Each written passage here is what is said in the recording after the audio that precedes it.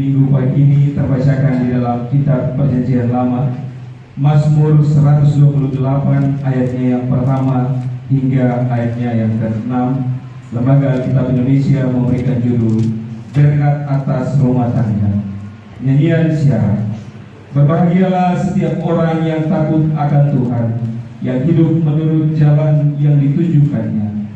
Apabila engkau memakan hasil jeripayah tanganmu, berbahagialah engkau dan baiklah keadaanmu. Istrimu akan menjadi seperti pohon anggur yang subur di dalam rumahmu. Anak-anakmu seperti tunas pohon zaitun sekeliling mejamu. Sesungguhnya demikianlah akan diberkati orang laki-laki yang takut akan Tuhan.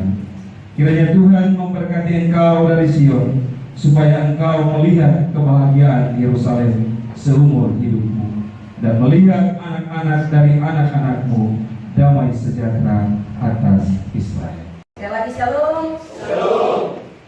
Bapak Ibu dan saudara-saudara jemaat kekasih Kristus, saya tidak bisa melihat dari wajah Bapak Ibu apakah saat ini sedang bahagia atau sedang tidak bahagia. Bapak Ibu juga tidak bisa menilai wajah saya apakah saat ini saya sedang bahagia atau sedang tidak bahagia.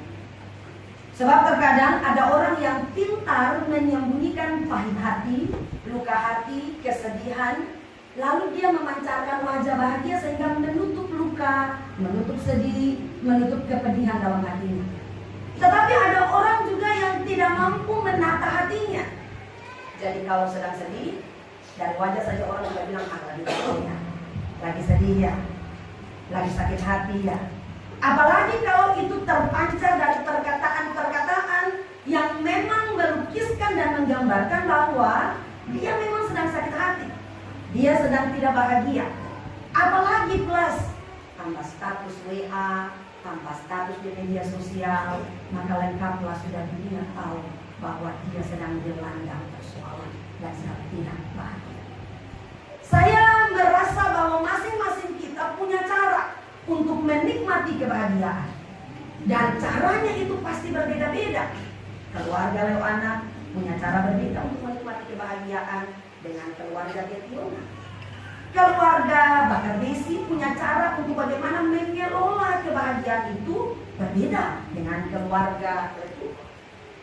Atau bahkan sedikit masuk ke arah pribadi, bukan saja secara keluarga, tapi kadang secara pribadi juga menuntut supaya setiap kita mampu mengelola setiap perasaan kita, sehingga yang kita tampilkan di hadapan orang lain itu adalah kehidupan yang benar-benar melambangkan bahwa apapun persoalan besar, kecil, sedang, seperdua, 50%, 100% yang terjadi dalam kehidupan kita, kita mau bilang kalau ada Tuhan bersama-sama dengan kita, tidak ada yang bisa merebut kebahagiaan dalam kehidupan setiap orang percaya. Nah Bapak Ibu Saudara dikasih Tuhan, dengan demikian kalau dikasih pertanyaan di kuesioner misalnya diwawancarai, saudara mau bahagia? Pasti semua bilang iya dong. Saya mau bahagia. Saudara mau suami saudara bahagia? Ya saya mau, supaya suami saya hidup bersama saya sebagai istri harus hidup bahagia. Saudara mau istri saudara bahagia? Sebagai suami pasti kita jawab ya. Saya mau supaya istri saya dengan kehadiran saya dia harus bahagia. Kita tanya kepada anak-anak, apakah anak-anak juga mau berbahagia? Secara otomatis mereka bilang kami mau berbahagia, dan kami mau orang tua memberikan kebahagiaan kepada kami. Saudara juga mungkin tanya kepada mertua, apakah mertua mau berbahagia? Mertua bilang iya, kalau hidup baik-baik dengan anak mantu. Tanyakan kepada anak mantu, apakah anak mantu juga mau bahagia? Anak mantu juga pastinya bilang ya, mau bahagia kalau hidup baik-baik dengan mertua. Jadi kalau ditanyakan dalam diri pribadi, semua orang punya harapan, bukan sekedar menghayal untuk bahagia. Tapi semua orang punya kerinduan, punya harapan, bahkan tidur itu pasti mau supaya mimpi yang bagus, mimpi yang baik, mimpi yang bahagia. Dan tidak ada satu orang pun yang merencanakan kegagalan, ketidakbahagiaan, kekecewaan, kepedihan, luka hati dalam hidupnya. Nah Bapak Ibu dan saudara-saudara yang dikasihi Tuhan, lalu bahagia yang seperti apa yang dimaksudkan? Apakah kebahagiaan itu hanya sebatas kalau saya sehat, bahagia. Kalau saya tidak pernah sakit, bahagia. Kalau dibalik ini susah ya. Kalau punya rumah sendiri, sudah beli tanah dan bangun rumah sendiri, apakah itu merupakan standar kebahagiaan? Ataukah dia tinggal di kontrakan yang besar, atau bahkan hanya di kos-kosan saja, yang penting tinggal di sana, damai di sana? Apakah hanya itu yang menjadi ukuran bahagia? Apakah dengan punya alat transportasi, mobil, sepeda motor? Apakah dengan punya handphone yang mahal atau handphone biasa-biasa saja? Atau dengan berpenampilan yang bagus, yang rapi? Atau dengan kecantikan dan keadaan diri kita? Apakah itu menjadi standar? Lalu kita bilang, saya bahagia karena sudah memiliki segala sesuatu. Sebab begini Bapak Ibu, ada orang yang punya segala sesuatu, tapi ternyata kalau hanya sampai ke dalam hati, ada banyak orang yang ternyata tidak bahagia kalau standarnya adalah harta. Ada orang yang punya kamar ber-AC, kamarnya adem, tempat tidurnya mahal, kasurnya sangat mahal sekali, selimutnya sangat tebal, enak sekali kalau tidur. Tapi apakah dia bisa tidur dengan baik? Ada banyak orang yang karena empuknya mungkin menikmati empuknya jam 3, jam 4 baru dia bisa tidur. Apakah dengan meja makan yang mahal, piring yang mahal, sendok yang mahal, lalu bisa menawarkan kenyang dan memberikan kebahagiaan dalam kehidupannya hanya sebatas sesuatu yang bisa dilihat dengan matanya sendiri? Jadi dengan demikian Bapak Ibu Saudara, saya percaya bahwa kembali lagi masing-masing orang punya ukuran sehingga bisa membuat dia merasakan bahagia. Saya tidak bisa bilang kamu harus bahagia sama seperti saya, atau Bapak Ibu tidak bilang kamu harus bahagia sama seperti saya. Tidak bisa, karena masing-masing orang punya standar dan punya persyaratan, punya rasa, punya pikiran, punya cara pandang terhadap bagaimana dia bisa menikmati kebahagiaan dalam kehidupan pribadi dan kehidupan sehari-hari. Nah Bapak Ibu Saudara, kalau kita baca dalam kitab Mazmur pasal 128 6 ayat ini, maka apa standar kebahagiaan menurut Alkitab? Kalau kita merasa bahwa standar kebahagiaan saya 1, 2, 3, 4, mungkin sampai 10 dan sebagainya. Tapi kalau kita baca menurut Alkitab, kira-kira standar kebahagiaan yang seperti apa yang mau diberikan dalam kehidupan kita, baik pribadi, tetapi juga lebih khusus lagi karena ini berbicara sudah masuk ke dalam kehidupan rumah tangga ya, kehidupan berumah tangga antara suami, istri, keturunan, generasi. Jadi bagaimana supaya kehidupan rumah tangga itu bisa berbahagia dengan kehadiran kita sebagai pribadi di dalam rumah tangga ini?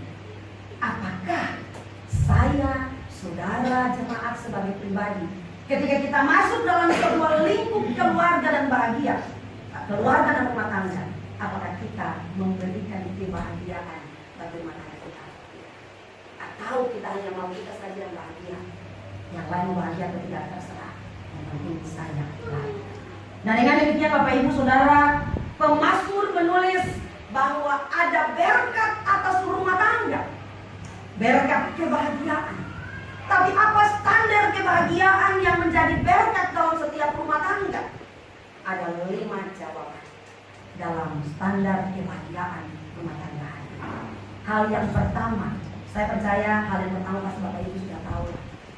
Rumah tangga yang seperti apa, berbahagia dan diberkati, adalah di ayat 1a dikatakan, berbahagialah setiap orang yang takut akan Tuhan, yang hidup menurut jalan yang ditunjukkannya. Jadi sebelum standar yang lain, sebelum persyaratan yang lain yang bisa membuat kita berbahagia, maka standar dan dasar yang pertama itu ada 2, yaitu dia harus hidup takut akan Tuhan, dan kemudian dia harus berjalan seturut dengan apa yang Tuhan. Jadi kalau kita hidup takut akan Tuhan secara otomatis tanpa dibuat kuat, maka kita akan melangkah berjalan seturut dengan apa yang Tuhan kehendaki menurut jalan yang ditunjukkannya. Dan sebaliknya, kalau kita berdiri atas kehidupan yang tidak takut akan Tuhan, maka secara otomatis kita tidak bisa berjalan di jalan yang Tuhan kehendaki. Dengan demikian Bapak Ibu Saudara, rumah tangga yang hidup takut akan Tuhan akan mendasari kehidupan rumah tangganya itu tiap hari bersama dengan Tuhan. Dia rindu untuk membuat rumah tangganya menjadi rumah tangga di mana Allah yang dimuliakan. Puji-pujian kepada Allah itu harus terus dikumandangkan. Ada doa-doa, ada berkat-berkat yang diberikan kepada anak-anak.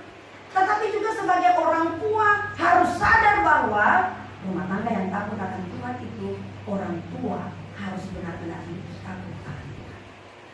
Orang tua tidak bisa paksa anak harus hidup baik kalau orang tua tidak hidup baik. Orang tua tidak bisa paksa anak di gereja, sedangkan orang tua pemalas di gereja. Orang tua tidak bisa paksa anak harus bisa ikut dalam ibadah-ibadah, sedangkan orang tua tidak bisa ambil bagian dalam ibadah-ibadah. Orang tua tidak bisa paksa anak untuk tahu berdoa, sedangkan orang tua tidak tahu berdoa.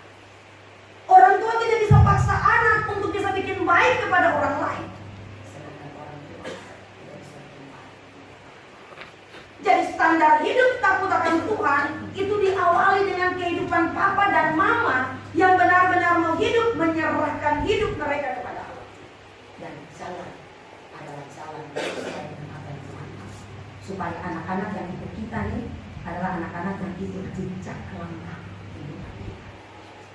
Dengan demikian Bapak Ibu Saudara, seorang suami yang hidup takut akan Tuhan, yang hidup menurut jalan yang ditunjukkan Allah, dia tidak pemalas. Dia tidak mau menyerahkan semua tanggung jawab rumah tangga hanya kepada istri saja. Seorang kepala keluarga yang hidup takut akan Tuhan bertanggung jawab penuh terhadap rumah tangganya, baik secara hubungan pribadi dengan Allah, tetapi juga antara dia dengan istri, anak-anak, dan semua rumah tangga. Seorang suami yang hidup takut akan Tuhan, dia lagi marah sebesar apapun, dia tidak pernah pukul istri sebagai pelampiasan kemarahan.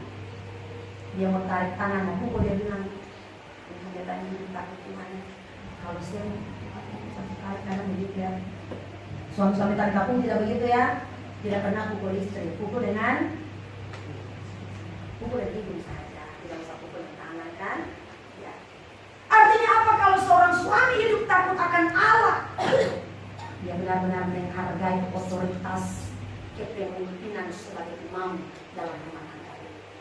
Kalau seorang suami hidup takut akan Tuhan, dia bisa emosi, dia bisa marah, tetapi dia tidak akan melampiaskan kemarahannya sampai timbulkan luka hati dan membuat istri, anak-anak tidak bahagia karena kehadirannya dalam rumah tangga.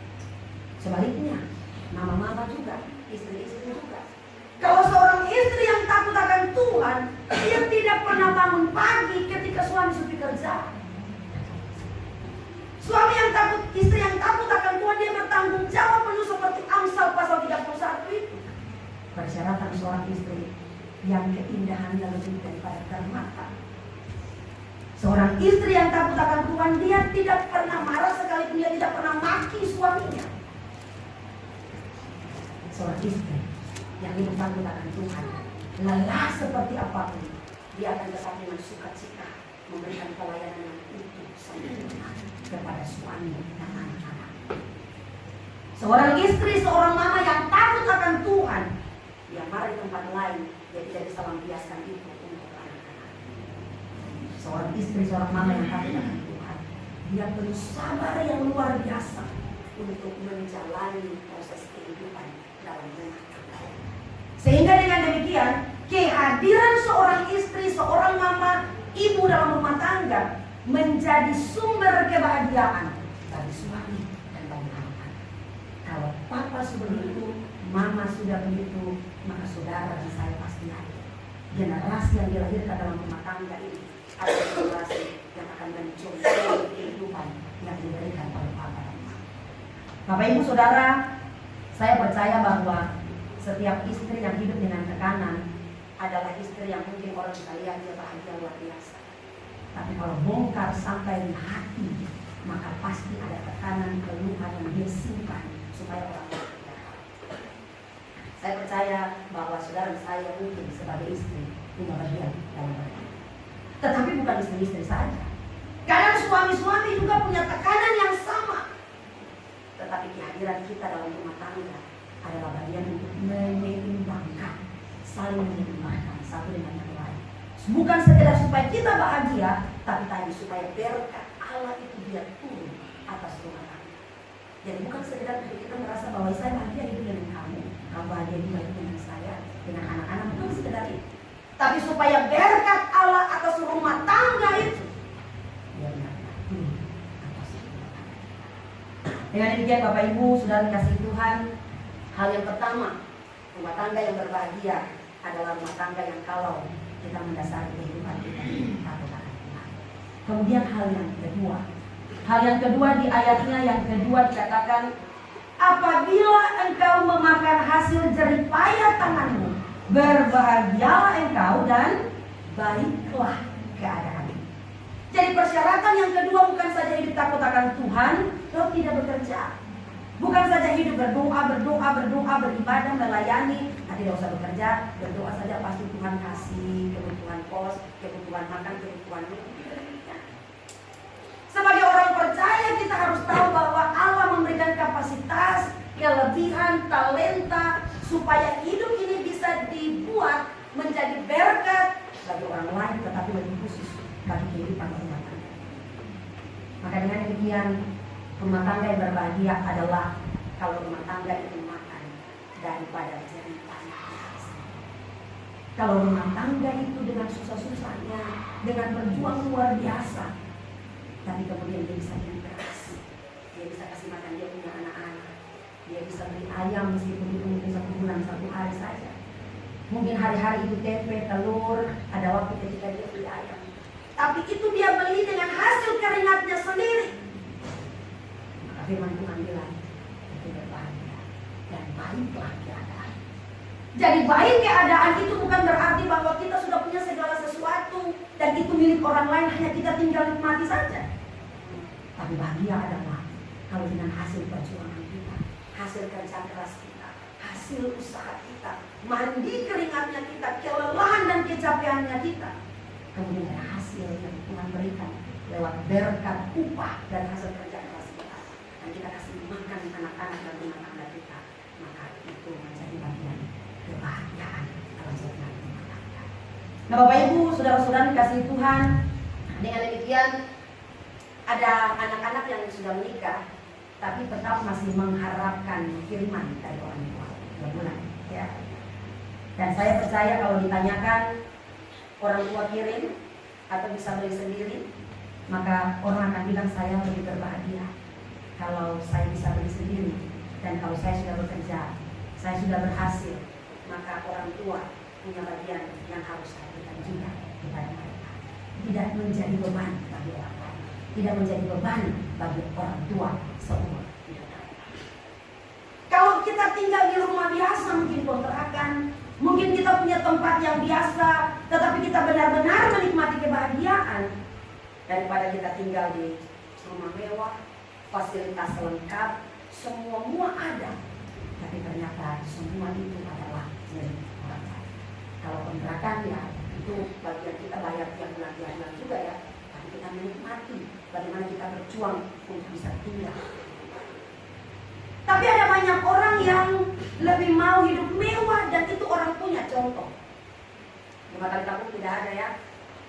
Kalau ada 2 motor parkir, motor kita, saya adalah motor yang pakai gigi dan kalau gigi tek masih bum bum. Tapi di situ juga ada beat yang keluaran baru yang berapa sih? 125. Kalau ada kunci kita pegang, kunci orang punya yang beat dan kunci yang kita punya, dan orang lagi tidak ada, kita bisa pakai. Saya bertanya, lebih pilih beat atau lebih pilih pakai kita?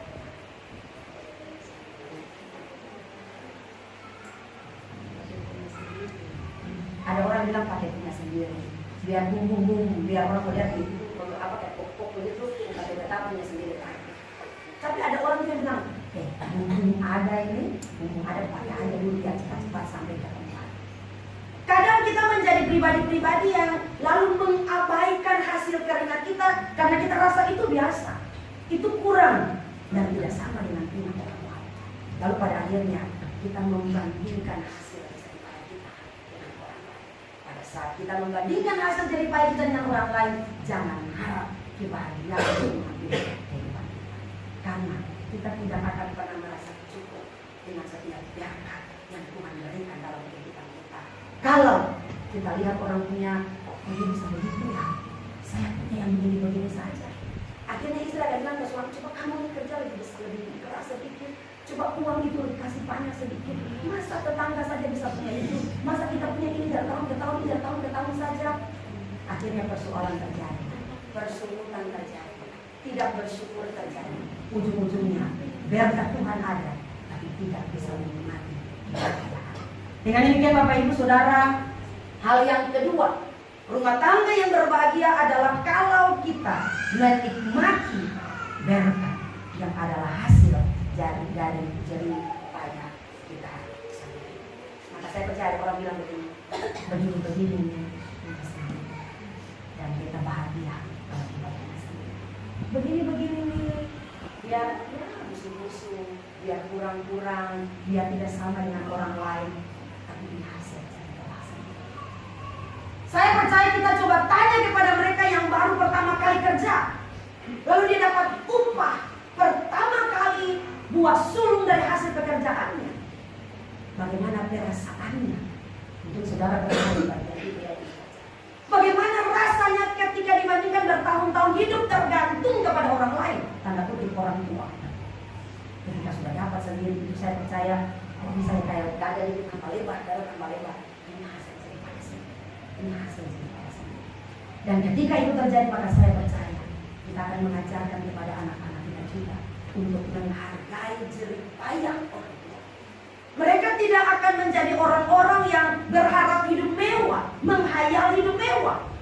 Tapi kita mengajarkan anak-anak kita untuk hidup menghargai perjuangan dan jerih payah yang orang tua berikan kepada mereka. Maka yang kedua, keluarga yang berbahagia adalah keluarga yang menikmati berkat Tuhan dan jerih payah. Kemudian berkat yang ketiga, rumah tangga yang berbahagia. Di ayat yang ketiga dikatakan, istrimu akan menjadi seperti pohon anggur yang subur di dalam rumahmu. Mengapa dialihkan kepada istri? Karena sistem penulisan Mazmur adalah sistem patriarkat. Di dalamnya perjanjian lama selalu diarahkan untuk laki-laki, sistem ke arah ke pria ya, ke laki-laki. Dan dengan demikian tulisan ini sebetulnya diarahkan sepenuhnya kepada seorang kepala keluarga. Maka nanti pada akhirnya di bagian akhir dikatakan seorang laki-laki yang takut akan Tuhan. Kalau seorang laki-laki dan rumah tangga yang takut akan Tuhan, maka berkat yang ketiga adalah rumah tangga yang bahagia adalah kalau istrinya seperti pohon anggur yang tumbuh subur di sekeliling rumah. Saya selalu bilang bahwa kenapa harus disebut anggur, bukan buah yang lain. Karena orang Yahudi punya minuman pokok pada saat itu adalah anggur. Dan di setiap rumah orang Yahudi pada saat itu pasti ada tanaman anggur. Dan dengan demikian anggur itu merupakan sebuah minuman yang penghilang rasa dahaga, memberi sukacita. Bahkan ada anggur-anggur tertentu yang disimpan dalam kirbat yang kemudian diberikan untuk minuman tamu spesial. Bahkan di kerajaan-kerajaan para raja. Ini melambangkan bahwa istri-istri harus jadi sukacita dalam rumah tangga. Istri-istri harus menghadirkan kepuasan bukan secara tanda kutip, secara badani saja, tetapi menghadirkan kepuasan secara kerohanian karena dia adalah tiang duka dalam rumah tangga. Kepuasan secara hati, secara jiwa, supaya ketika suami pulang kerja, tidak jangan dibilang kita sudah paling rindu. Padahal tadi baru berapa jam suami kerja, jam 5 lagi pulang harus cepat sampai rumah, mau ketemu dia tapi bukan cuma beta punya suami-suami ada yang begitu sampai sekarang ya. Kalau berpacaran saja rindu, nikah tidak rindu lagi, tetap menjadi pujaan suaminya. Dia akan tetap menjadi pribadi yang bisa menghadirkan hadirat Allah bersama dengan sang imam dalam rumah tangga. Saya katakan anggur, pohon anggur yang subur. Karena dengan demikian itu menjadi sesuatu yang diharapkan oleh sang pemilik anggur itu, sang pemilik pohon anggur. bahwa pohon anggur itu harus tumbuh subur dan memberikan sukacita tersendiri, kepuasan tersendiri bagi orang-orang, tanda kutip, bagi keluarga, bagi suami dan bagi anak. Dengan demikian Bapak Ibu Saudara, kita yang istri-istri, calon-calon istri juga harus menjadi pribadi yang benar-benar bisa menghadirkan sukacita dalam setiap rumah tangga kita. Kemudian hal yang keempat ini saya akan bilang sedikit panjang karena berhubungan hari ini ada baptisan anak. Hal yang keempat di pasal 128 bagian 3b dikatakan, anak-anakmu seperti tunas pohon zaitun sekeliling mejamu. Bapak Ibu mungkin tahu fungsi dari pohon zaitun ya. Pohon zaitun kalau daunnya sudah tua, maka itu sudah tidak berfungsi lagi. Bisa diambil sebagai bahan bakar saja. Tapi kalau tunas-tunas pohon zaitun itu bisa diambil untuk obat, untuk parfum, untuk kosmetik, itu digunakan. Bahkan itu menjadi hal yang berkhasiat untuk mendatangkan sesuatu yang baik bagi orang yang menggunakan.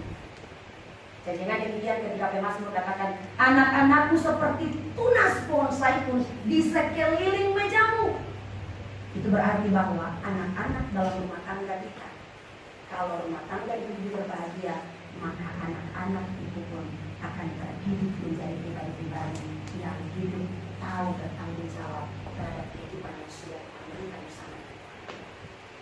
Saya lalu pernah dengar sesuatu ya, pernah dengar ada satu orang yang bilang begini, mungkin Bapak Ibu pernah dengar.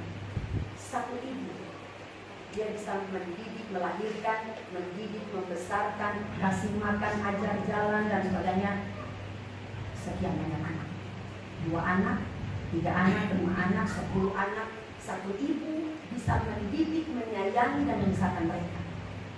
Tapi ketika anak-anak sudah berhasil, anak-anak sudah besar, 10 anak itu bisakah mereka melihat satu papa dan satu mama? Dulu orang tua mau pergi kemana-mana tuh rengke-rengke, jalan saja bawa semua, gendong satu, satu jalan tarik-tarik, satu jalan semua sama-sama. Tidak pernah mau titip di mana-mana. Tapi kadang kalau kita sudah besar, kita sudah tidak punya waktu untuk merawat orang tua, kita telepon, apakah ada kamar yang kosong? Maka tempat orang tua kita di tanggung jawab. Padahal ketika kita kecil, semua tahu kemana-mana. Saya percaya mama-mama, bapak-bapak dari kami tidak seperti itu orang tua. Tetapi itu berarti bahwa ketika kita ada dalam kebersamaan bersama dengan anak-anak kita, mari kita belajar supaya mereka benar-benar tahu bahwa pengorbanan dan jerih payah orang tua adalah bagian berkat yang Allah berikan untuk mereka. Sehingga ketika mereka bertumbuh menjadi besar, mereka tahu bagaimana menghormati jerih payah, menghormati hasil keringat, menghormati perjuangan dan usaha dari orang tua. Kadang Bapak Ibu, saya kalau pulang ya, saya lihat ada foto-foto kita. Jadi Bapak Ibu juga kalau pulang ke kampung, ada foto-foto yang sudah orang tua taruh. Pastinya kalau ada orang yang datang ke rumah, terus ini saya punya anak yang tua, dia sudah jadi tentara, dia ada di klinika.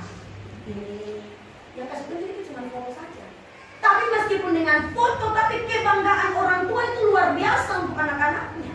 Dan tidak ada duanya. Kita sebagai anak-anak pernahkah berpikir bagaimana berjuangan mulai dari lahir sampai kita hidup di sini, sampai mungkin mama dan bapak kita sudah pergi. Satu kali begini, seorang mama antar anaknya ke sekolah. Lalu anaknya bilang begini, "Ma, ternyata mama ini juga bocan ya." Lalu mamanya pikir, bocan itu apa? Terus dia bilang, bocan itu bocah cantik. Ya, soalnya mama tiap hari antar jemput. Nanti ya kalau kita sudah besar, kita sudah dapat gaji, baru kita bayar ongkos bocan mama. Dari mulai kita sekolah sampai nanti mama stok anak kita. Lalu ada yang bilang, tidak akan bisa bayar bocannya mama. Soalnya ongkos gojek mama tiap hari sampai besar tidak bisa bayar. Artinya apa Bapak Ibu Saudara? Mari kita belajar untuk mendasari kehidupan anak-anak kita dari mereka kecil. Sebab mereka tidak pernah berubah, mereka tidak pernah membangkang, mereka tidak pernah mau balik makan.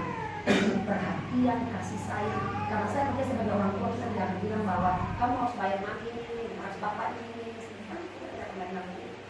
tapi paling tidak penghormatan dan penghargaan untuk menyembuhkan luka hati, menyemangati jiwa di masa tua, itu harus menjadi bagian dalam kehidupan anak-anak. Dengan demikian Bapak Ibu dan saudara-saudara dikasihi Tuhan, mari kita menunjukkan hal yang baik dalam rumah tangga sebagai suami istri, orang tua, sehingga anak-anak yang terdidik adalah anak-anak yang benar-benar menjadi pribadi yang menghargai berkat alam yang diberikan dalam kehidupan perjuangan setiap orang.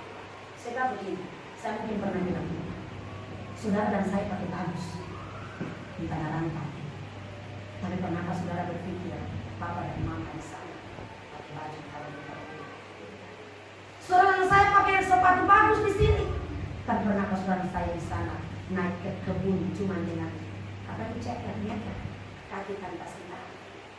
Pernahkah saudara dan saya pikir di sini kita pakai motor bagus dan di sana mereka mandi panas hanya untuk berjuang bagaimana, apalagi anak-anak yang sedang kuliah ya, berjuang untuk memberikan yang terbaik buat saudara dan saya. Mungkin saja mereka jual tanah karena kita minta uang, mereka bikin semua untuk siapa? Untuk saudara. Lalu pada akhirnya ketika kita sudah dapat semua, bagaimana kita mengembalikan bukan uang, mengembalikan bukan barang, mengembalikan bukan harta, tapi mengembalikan rasa, empati, sayang, cinta kita, perhatian, penghargaan kita yang luar biasa yang kita berikan untuk orang tua kita. Dengan demikian Bapak Ibu, tanyakan kepada mama-mama, kalau anak bikin luka hati, kira-kira bahagia apa? Tapi tanyakan kepada orang tua, kalau anak bikin angkat muka begini, bahagia apa? Dan saya percaya, anak-anak yang berbahagia adalah anak-anak yang bikin bangga orang. Anak-anak yang tahu injak pintu gereja, anak-anak yang tahu bikin baik, anak-anak yang jaga nama baik orang tua, anak-anak yang hormati perjuangan kerja keras orang tua. Dan dasarnya itu jelas, mereka tidak akan dapat pelajaran itu di luar, tapi mereka akan dapat pelajaran itu dalam rumah tangga. Lewat siapa? Lewat kita sebagai papa dan mama yang tadi yang ditakut akan Tuhan. Bapak Ibu sudah dikasihi Tuhan Yesus Kristus. Dengan demikian hari ini keluarga Kodok membawa dua anak mereka, Ale dan Arya, untuk dibimbing nanti dalam rumah tangga bersama dalam pelayanan menjadi anak yang dibesarkan dalam Tuhan. Dengan demikian jangan tunggu mereka besar baru dasari mereka yang rumah itu sudah terlambat. Dari kecil ini, dari mereka masih usia bermain ini, mari perkenalkan siapa Tuhan kepada mereka, supaya ketika mereka bertumbuh bagus dalam iman, maka mereka akan dipenuhi dengan hal-hal kesukacitaan, kerinduan untuk menjadi yang terbaik, sehingga menghadirkan kebahagiaan dalam orang. Bapak Ibu Saudara, anak-anak kecil itu ya, saya mencatat 3 contoh. Kalau mereka dapat sesuatu dari orang, lalu kita bilang makasih, bilang apa? Aci, oh makasih, sama-sama, gitu ya. Jadi kita paksa anak terima sesuatu, bilang apa? Aci, gitu. Jadi anak-anak dalam proses belajar gitu. Tapi pernah ketika saudara bilang, yo, ambil mama teh dulu, tolong ambil sepatu dulu. Datang kasih, pernah pas bilang, terima kasih nyong, mau mana baik ya. Pernah kan kita tidak bilang ucapan terima kasih, tapi kita paksa mereka untuk bilang terima kasih ketika mereka terima. Dan pada akhirnya kita memaksakan supaya mereka belajar dari perkataan saja dan bukan dari tindakan. Itu kalau terima kasih. Kemudian kadang kalau anak-anak kita bermasalah dengan orang lain, kita mengajarkan mereka minta maaf. Ayo minta maaf, akhirnya mereka minta maaf. Tapi saudara, saya pernahkah berpikir ketika kita jalan injak kaki mereka, pernahkah saudara saya bilang, aduh maaf ya sayang ya, mama sudah injak kakinya. Karena kita tidak tahu kaki baju mami mau lewat, karena kan kita begitu ya. Jadi akhirnya kita tidak mengajarkan anak soal bagaimana kita sendiri bisa tunduk dan minta maaf kepada mereka, tapi kita mengajarkan mereka mesti bisa minta maaf kepada orang lain. Sedangkan pribadi kita tidak bisa jadi contoh untuk tunduk kepada mereka. Terima kasih, kemudian maaf. Tapi ada satu juga yang kadang kita lupa, kata tolong. Ketika dia mau bikin sesuatu, kita bilang minta apa? Minta tolong.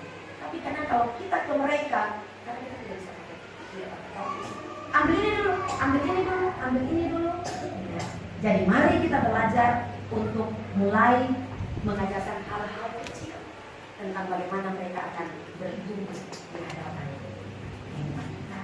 Bapak Ibu Saudara, ada seorang anak kecil ya, seorang anak kecil perempuan, dia menangis di depan kamar papa dan mamanya. Kemudian tantenya datang, tantenya bilang, Rona, kenapa menangis? Dia bilang, dia menangis sejadi-jadinya. Terus dia kasih diam, tantenya kasih diam, terus dia bilang, kenapa tadi menangis? Dia bilang, tadi saya dengar papa bilang ke mama, tolong dulu pijit mama. Mama tolong pijit papa, itu papa capek sekali di kepala, di bawah, capek sekali kerja. Terus dengan emosi mama bilang, kemudian mama bilang, ini kayaknya semua mati supaya kita cari laki-laki lain. Kita cari anak bapak yang lain, itu dalam bercanda mungkin. Tapi ketika anak Nona ini dia dengar, langsung dia menangis sejadi-jadinya. Dia bilang kayaknya mama mau kawin lagi, cari bapak yang baru. Ya. Jadi artinya begini, mari kita belajar untuk mendidik anak dan mereka akan dasar yang jelas dalam kehidupan anak. Ini anak-anak kita yang sudah besar ya, sudah menikmati hasil kita. Tapi bagi anak-anak yang masih kecil yang masih tumbuh, mari kita belajar untuk menghidupi mereka sesuai dengan dasar kehidupan. Kemudian yang kelima, yang terakhir, bagian firman Tuhan tadi dikatakan di ayat 4 sampai ayat 6. Dikatakan, sesungguhnya demikianlah diberkati orang laki-laki yang takut akan Tuhan. Ayat 5, kiranya Tuhan memberkati engkau dari Sion, supaya engkau melihat kebahagiaan Yerusalem seumur hidupmu, dan melihat anak-anak dari anak-anakmu damai sejahtera atas Israel. Anak-anak dari anak-anak. Saya percaya kita akan berbahagia ketika kita punya anak dan anak-anak. Sudah ada generasi kedua yang lahir dalam kehidupan kita.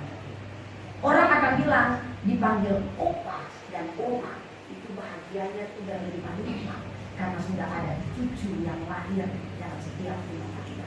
Dengan demikian firman Tuhan ini jelas bilang bahwa setiap anak-anak Tuhan adalah pribadi-pribadi yang harus bersyukur dengan semua proses kehidupan yang Tuhan izinkan terjadi dalam kehidupan rumah tangga. Maka dengan demikian ada statement yang bilang bersyukur adalah cara terbaik untuk menikmati kehidupan.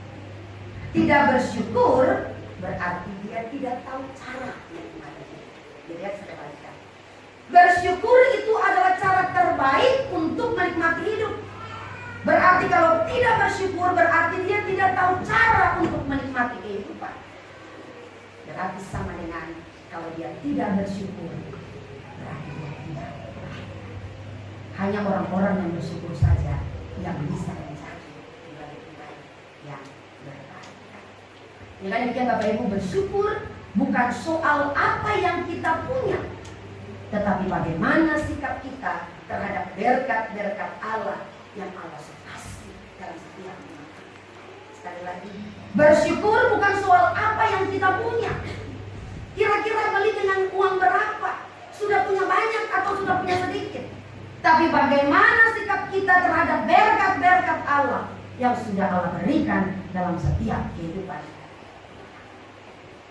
Dengan demikian Bapak Ibu, pribadi yang bersyukur adalah pribadi yang berdoa. Suami istri yang bersyukur adalah suami istri yang saling menghargai satu sama lain. Jangan istri bersyukur karena suami gak punya uang, tapi istri bersyukur karena pribadi suami yang Tuhan kasih. Suami bersyukur karena pribadi istri yang Tuhan kasih. Orang tua bersyukur karena anak-anak yang luar biasa yang Tuhan kasih. Anak-anak bersyukur karena orang tua yang luar biasa. Mungkin yang kurang-kurang, tapi mereka adalah pribadi-pribadi yang luar biasa yang Tuhan kasih dalam setiap kehidupan. Bapak Ibu Saudara, dengan demikian mari kita isi kehidupan anak-anak kita dengan hal-hal yang baik sehingga mereka ke depannya bisa dipenuhi dengan berkat-berkat Allah. Menutup khotbah ini Bapak Ibu lihat ini ya, ini kosong. Bapak Ibu pernah dengar ilustrasi. Kalau botol ini kosong, dia gampang sekali ya untuk bisa dihancurkan. Ya. Lalu kemudian menjadi apa? Buang saja, karena tidak ada fungsi. Mungkin bisa diambil untuk diolah lagi. Artinya apa Bapak Ibu? Kalau kehidupan kita kosong, maka gampang sekali untuk terombang-ambing oleh kehidupan dunia ini.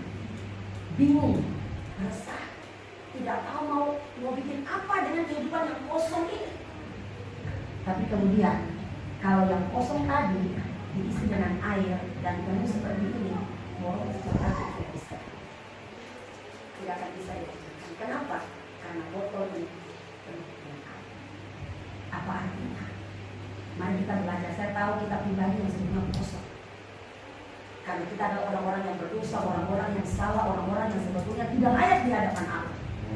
Tapi bukalah hati kita, supaya ketika hati kita dibuka, kemudian hal-hal yang ilahi, hal-hal yang kudus, hal-hal yang baik, kebenaran firman Tuhan itu diisi dalam botol yang kosong ini. Kemudian kita tutup mati, tidak boleh keluar kemana-mana. Kita kunci Roh Kudus, kita kunci firman Tuhan, kita kunci kekuatan Tuhan dalam kehidupan kita. Lalu kemudian dunia mau ombang-ambing, dunia mau cekik, dunia mau apa-apa pun tidak akan bisa merombak kehidupan yang sudah Allah taruhkan dalam kehidupan kita. Ini tugas dari orang kita. Isi anak-anak kita. Sekarang coba tanyakan, lebih hafal mana? Lagu sekolah minggu atau TikTok? TikTok. Tapi ada sekolah minggu yang bilang karena mereka cepat hafal, maka berikanlah pengajaran sekolah minggu dalam TikTok supaya anak-anak cepat mengerti. Dan pada akhirnya Bapak Ibu, anak-anak kita akan terbawa untuk hal-hal yang duniawi lebih cepat masuk dalam kehidupan mereka, isi penuh dalam kehidupan mereka. Hari ini mari kita belajar untuk isi penuh kehidupan anak-anak kita dengan hal-hal yang baik, hal yang murni firman Tuhan, supaya dunia mau error dia seperti apa, dunia mau pukul dia seperti apa, dunia mau kasih dia dalam jurang seperti apa, dia akan tampil. Tidak akan terjadi. Dasar kehidupan anak-anak kita jelas. Dengan demikian Bapak Ibu Saudara, mari kita menjadi pribadi yang siap untuk menerima berkat kebahagiaan dari Tuhan dengan 5 persyaratan tadi. Kalau kita takut akan Tuhan, kemudian makan dari jerih payah, kita sendiri, anak-anak kita sendiri, istri yang sama seperti pohon anggur yang subur, kemudian anak-anak seperti tunas pohon zaitun, dan menjadi pribadi yang bersyukur. Lima itu terjadi, maka berkat kebahagiaan penuh dalam kehidupan rumah tangga khususnya. Tuhan juga akan jelaskan. Amin untuk kebenaran.